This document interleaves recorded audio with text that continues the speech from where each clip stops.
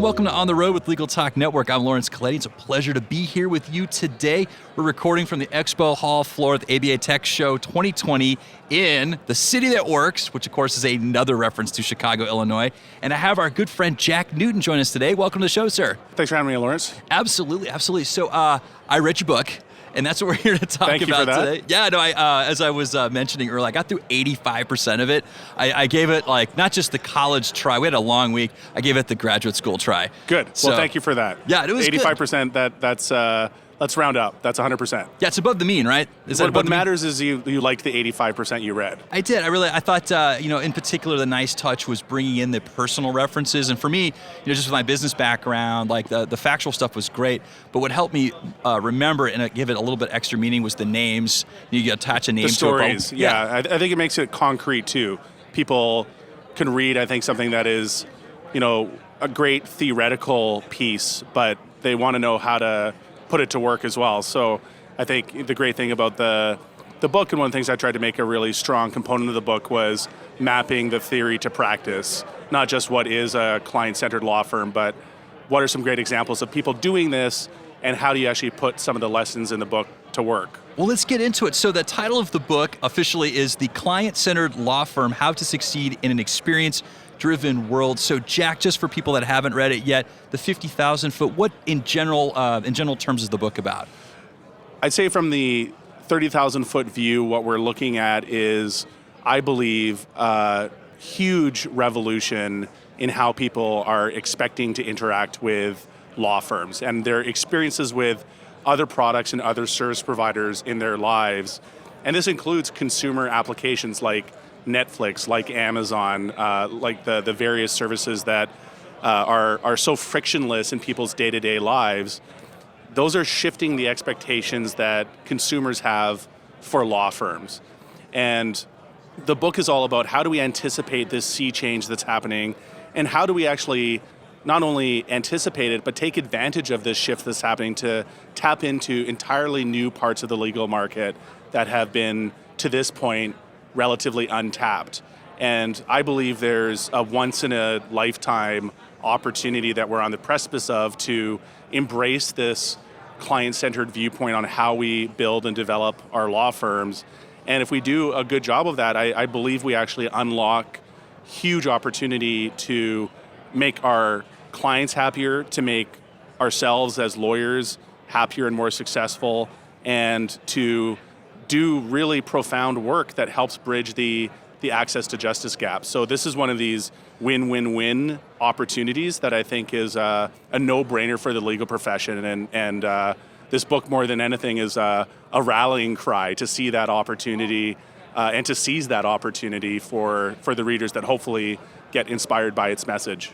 So those 5-star experience companies that you mentioned, so Uber, Netflix, Airbnb, and of course those are massive disruptors in their particular industries. And so one of the points you made early in the book was that it wasn't so much that they were taking someone else's share of the market, they were making that market bigger by addressing some of the dissatisfactions in the taxi cab industry or the hotel industry or even the movie rental and streaming industry. That's right. And so, just in line up with that, just in today's market, why aren't consumers satisfied with legal services as they're delivered?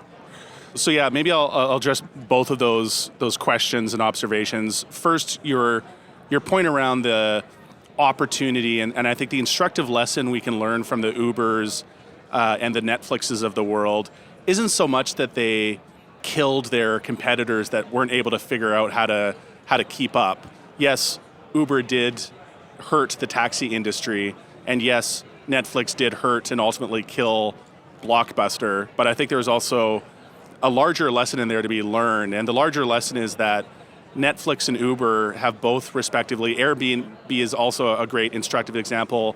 These three companies have all made their markets larger than they've ever been. And Netflix is a business that is many times the size that Blockbuster was at its peak, because it is selling to consumers that never had access to a Blockbuster store. Uber has obviously not just built a multi-billion-dollar company in itself, but it's actually increased the amount of people using ride-sharing services, including taxis, because they've made it more viable for people not to have a car at all. Airbnb has likewise grown the total number of people that are staying in hotels and timeshare accommodations, and has increased essentially travel worldwide as a whole, thanks to making vacation rentals more accessible than they've ever been through what I describe in the book as an effortless experience. And what I believe we're seeing is the consumerization of the legal industry, where people are expecting those same frictionless experiences from their law firms. And to your second question around where do law firms start falling short, it's right at the first interaction that they have or might have with a consumer. Let's look at a typical lawyer's website. Do they have embedded text messaging or chat services in their website that make intake in the medium that the consumer is using, which is the internet, available? No, most lawyer websites actually have a call to action to phone the law firm. So immediately you're asking the consumer to channel switch from their web browser to a phone call, and many studies have shown this is an extremely high point of friction. If I'm browsing your website, I want to interact with you and see intake on your website. You telling me to use my phone as a phone, as logical as that might seem, is not what consumers want to do today, especially millennials, who are already the largest purchasing generation on the planet. And they are your future consumer for a law firm, and you need to be thinking about how they want to interact with you. And it's not by making a phone call. Now, here's where things get even worse. When the consumer does make the phone call to your law firm, our legal trends report at Clio last year showed that the vast majority of law firms that are contacted will not actually get back to that consumer in a reasonable amount of time, that being less than 24 hours, and many law firms will not actually get back to the consumer at all. So the statistics around the responsiveness of law firms to inbound leads, essentially, is devastatingly poor. The state of affairs in terms of how law firms treat consumers and treat leads, there are obviously exceptions to this rule, but as a whole, the state of affairs are really poor. Let's also look at the underlying business model of most law firms. The billable hour model, if you contrast it with what is client-centric, the billable model hour is actually a very lawyer-centered way of thinking about the world. It protects the lawyer's interests, and it protects their time, and it protects their profitability, but it is not at all what consumers want to see. What product would you want to purchase where you don't know what you're getting and you don't know what its price is? So I think we see great innovation happening in the legal space. I think a terrific example that is front of mind for me today, because she was recognized by the James Keane Award at the Startup Alley competition last night, is Erin Levine of Hello Divorce. And she has made divorces available to consumers for a flat fee of $1,500. And she's collectively saved consumers over $3 million in delivering this service. And when I talk about win-win-win, these are consumers that may not have been able to afford a divorce and are trapped in relationships that they don't want to be in. These are consumers that would not have had access to justice if it wasn't for what Erin's delivering. And Erin, in the process of packaging and streamlining her product, she's thought in a very client-centered way about how do I deliver what people want, how do I do it in a cost-effective way, how do I realize as many economies of scale as possible. And one of the more remarkable things that she shared in her acceptance speech last night is that her lawyers that are working for her at Hello Divorce are more profitable, making more money doing this high volume transactional model than they were doing $15,000 divorces in their previous jobs. So she's more successful, her lawyers are more successful, their clients are happier, and their clients are accessing legal services that they wouldn't have been able to before. So when I talk about in the book this concept of unlocking the latent legal market, of unlocking this huge opportunity, it's really... This is that bigger pie part. This is it. This is the bigger pie part. And this is where you realize that where Netflix, Uber, and Airbnb have succeeded, they've all disrupted their markets by offering services at a different price point with an effortless experience, and that's one huge market share for them. And Aaron and other innovative lawyers, I think, have unbelievable opportunity to unlock that market opportunity in legal. And if you look at it through this lens, you realize that there's unbounded opportunity almost. And I think so much of the way that I hear many lawyers talk is thinking about the market as a fixed market, a zero-sum game where you win business and it's business that's being taken away from me. It's not a zero-sum game. There's this unbelievable latent legal market opportunity waiting to be unlocked by lawyers that can innovate and develop against that opportunity. And that's really at the heart of what the client-centered law firm is all about. Well, let's get to that because the book, you're talking about some of the lawyer-centric ways that lawyers do things like the billable hour. But early on in the early chapters, you talked about the client-centered firm versus the client-first emphasis. Right. And so kind of contrasting those 2 points, you gave further meaning, further definition to what it means to be a client-centric firm. So let's talk about the difference between the two, because most people hear client first, they think that's the best way to be. Right. But in your book, you talked about why that's not the best way to be. Great question, and I do think it's a subtle but important differentiation. When I talk about, I think many lawyers think that client first is an innately good way to think about how you're delivering your legal services. The problem I have with the concept of client first is by implication something else is coming second and third and fourth. So maybe the lawyer's interest and the lawyer's livelihood, the lawyer's life-work balance is third. Maybe how your partners are doing at the law firm is fourth or fifth. So I think the important thing in shifting this perspective from client first to client centered is that we acknowledge the fact that we can actually orbit everything that the law firm is doing around the client, and that's really the central metaphor here is the idea that the client rests at the center of your firm. You build outward from what the client needs, but it's not a client first viewpoint because nobody is losing in this process. In fact, everybody is winning in this process. To my earlier example of Aaron and this win-win-win concept, if we do client-centered design of law firms, we actually end up with a model that the client wins, the lawyer wins, and justice wins in that we're doing substantial work to bridge that access to justice gap when we take this client-centered approach.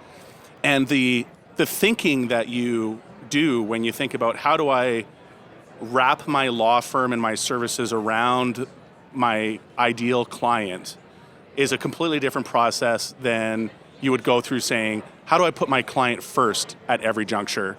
And I actually think the more powerful and the more impactful way of thinking is in this client-centered way. Before we get to the second part of the interview, which what I wanted to do was highlight a couple of tools at the end. So a self-evaluation tool to help lawyers get there, and also a self-improvement tool, which you laid out in your book very nicely. Let's talk about the 5 values of the client-centered experience. Sure. So the book really talks about 5 central concepts in the client-centered law firm, 5 values that are really central to any law firm that is embracing the ideas in the book. So number 1 is to develop deep client empathy.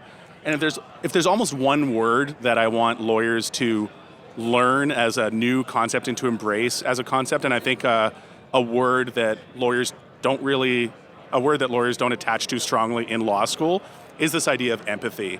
And the concept literally, from the word's origins of being able to place your mind in another's mind and really, in a more accessible way, think about putting yourself in their shoes. That empathy is such a powerful concept if you're a lawyer. And I think what lawyers have a superpower to do is to take their experience in having seen dozens or hundreds or maybe thousands of other clients go through a similar journey to what your client is about to embark on and be a partner with them through that journey. And not to look at your legal work as a transactional part of their overall journey. So if you're a wills and estates lawyer, for example, this is thinking about your client not in terms of I'm here to deliver a will to them and that's a transaction that I'm going to get $1,000 for, that will be the beginning and end of my work with this client. But if you realize that what your client is looking for is peace of mind that their kids will be taken care of, that their parents will be taken care of, that they're looking for that mental ease. And they're looking for that, by the way, not just right now, but they're looking for that for their entire lifetime.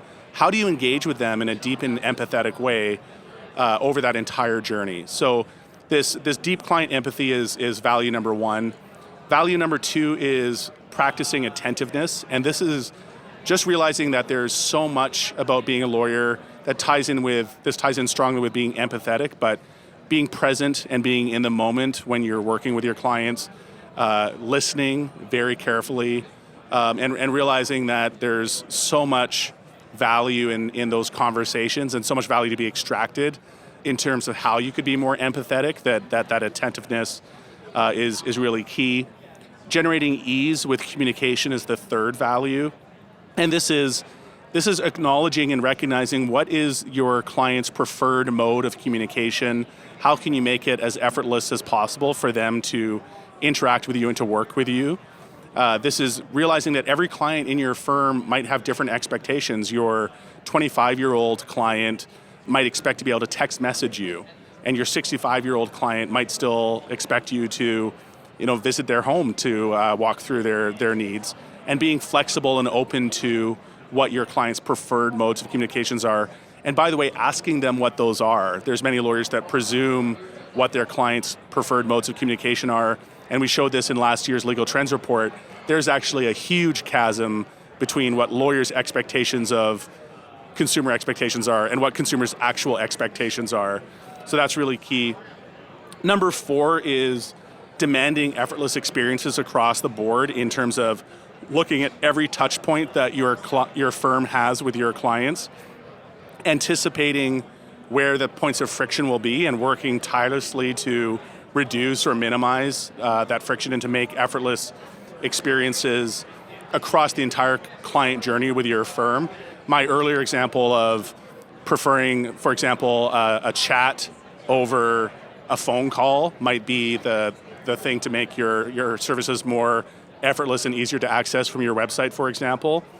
And finally, the fifth value is this idea that we're creating clients for life, and your interactions with your clients are with a view to having a lifelong relationship with them, where they come back to you with repeat business, where they refer you to their friends, where they view you as a partner and not just as somebody who's delivering a transaction and some value in a transaction. And in the book, I also talk about this concept of a flywheel of growth, and so much about the effortless experience is about this idea of creating a flywheel in your law firm that is able to create your future clients for you and able to generate growth and success for your law firm. And creating clients for life is a big part of building the momentum in your law firm's flywheel.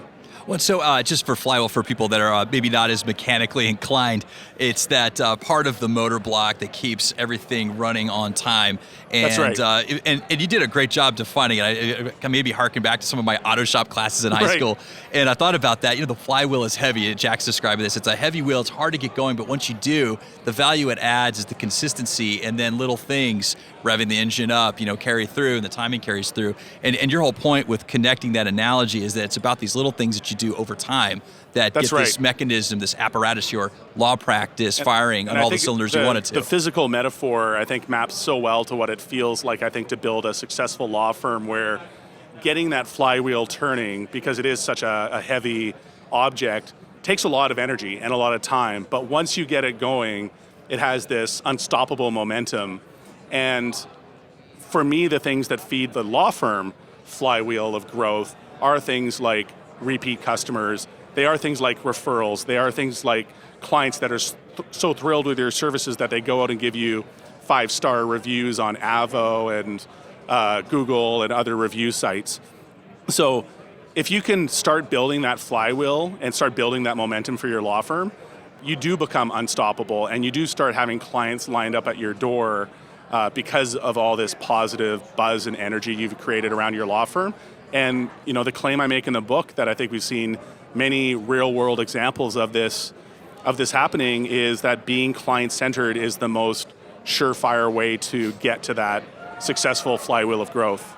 Well, let's get there. So this is the practical part. So I know we're running a little short on time here, but I do want to get to these two tools. So the first one's a self-evaluation tool, and this is the client journey map in Sarah's divorce. And so I love the example of that. And the second part of this is designing your client-centered law firm. You have to do the client map or the client journey map first. So let's start with that. So Sarah's divorce, you proposed this fictitious client that comes in, she's got a divorce, and the one thing that she's the most concerned about is keeping her house. She wants her kids, very important for her kids to be in the same house they grow up in. She wants to keep the house, but it's not looking practical, and so she wants to talk with a lawyer. So you walk us through all the different touch points where she's dealing with this legal issue. And what I thought was really insightful is that a lot of that has nothing to do with the lawyer. It has to do with the process before, and it has to do with some of the ancillary staff in between.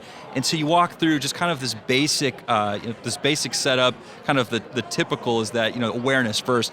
You've got a problem. You start researching how I'm going to deal with this problem. And then I'm going to go in for a consult. I got to talk to somebody that knows more about this than I do. And then I've got a case or a matter that needs to be resolved. And eventually, at some point, everything goes according to plan. There's billing. You got to pay the professional. And then the last part, of course, the review, referral, and retention side of that. So, Jack, could you walk us through that hypo? I think that highlighting that really opened up a lot of understanding for me because Sarah got her result. But what was interesting when you laid it all out is how dissatisfactory that whole process was, even though she got the result that she wanted. Right. So what the customer journey map, and this example with Sarah is so powerful as a tool, is to help you fully appreciate the broader context of the challenges your client is dealing with. And to realize that as their lawyer, you're in this unbelievable position as a trusted partner to help them guide through this broader journey. And where most lawyers fall down is they really look to themselves as a transactional interaction with their clients. If you're coming to me to help with this divorce, I'm going to draft your divorce papers, and that's going to be the beginning and end of our engagement. But realizing that you've got clients like Sarah that are dealing with a whole constellation of challenges that you could be helpful with. You could be helping introduce them to lenders. You could be introducing them to mortgage brokers that specialize in divorces and clients that get divorced. You could be introducing them to banks that specialize in working with recently divorced couples. You could be looking at the whole constellation of challenges that they're facing. And this really comes back to this empathy concept. And not just be a great partner in the legal transaction, but be a great partner to help guide them through this whole journey. And that will imbue so much goodwill on their end and help you deliver so much value above and beyond what might just be the simple transaction. So I know we're on radio and this is harder to visualize, and there's illustrations in the book to help support this, but the idea of a client journey map where you're able to understand all the steps that a client is going through in evaluating and selecting a law firm, but also understanding the broader context that they're navigating as they navigate their specific legal challenge. And I think one bit of asymmetry that exists that most lawyers don't really, I think, fully appreciate is the fact that you are bringing, as a lawyer that has done, again, dozens or hundreds or thousands of divorces, you're bringing an unbelievable experience and network to bear on this case, and your client on the other side of the table is going through this for the first time, or maybe the second or third time, but certainly not more than 4 or 5 times, even for a serial divorcer. Like Liz Taylor? Like Liz Taylor. But understand that you've got this unbelievable experience to bring to bear, and I think that's where you could help clients like Sarah get to a successful conclusion, but be viewed as a partner through that entire journey.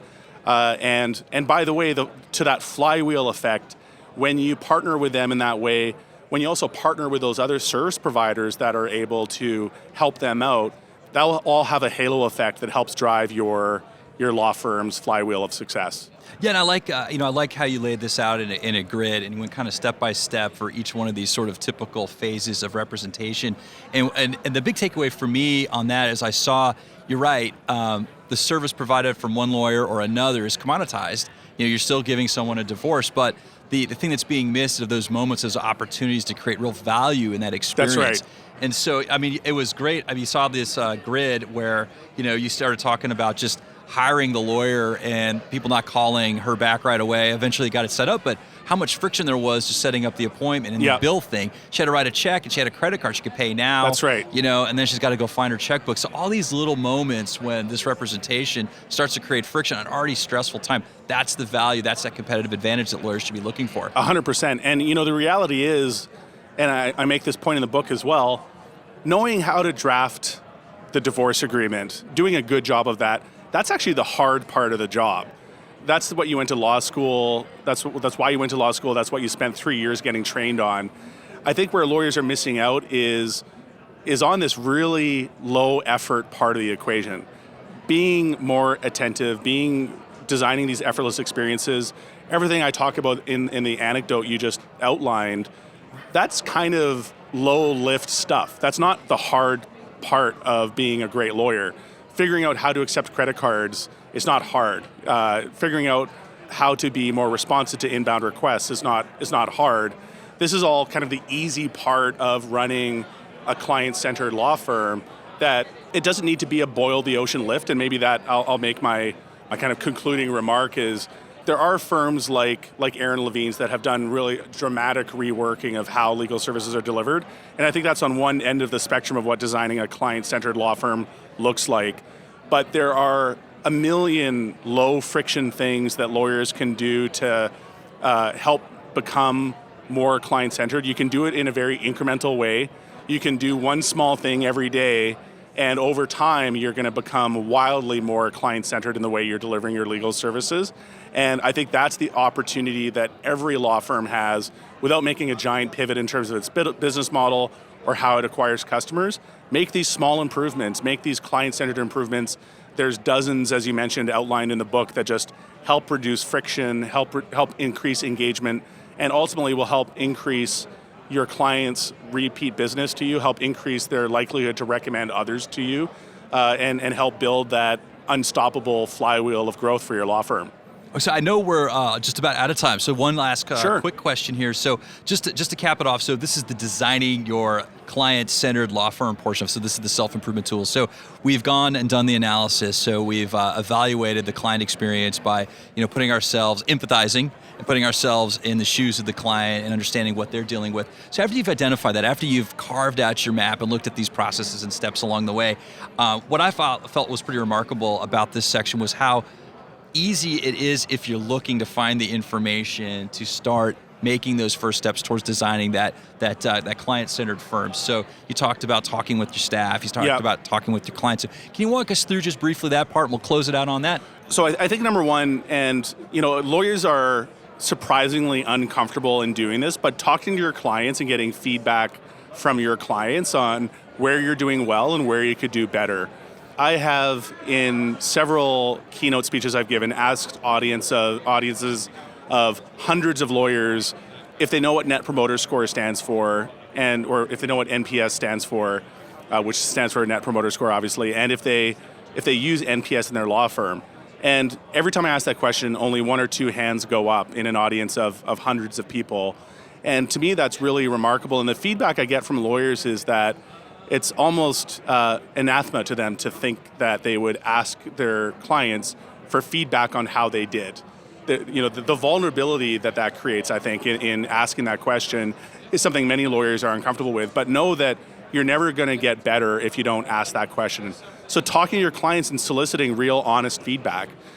Do a Net Promoter Score at the end of every matter that you close, and ask your client for feedback on how you did.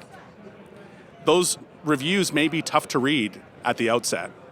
And the especially informative part of that survey will be when you get Net Promoter Score feedback, you get the raw score, but you also have the comment section of asking, why did you give me this score? And that's where you'll find the gold nuggets that you can kind of iterate and build on in your law firm.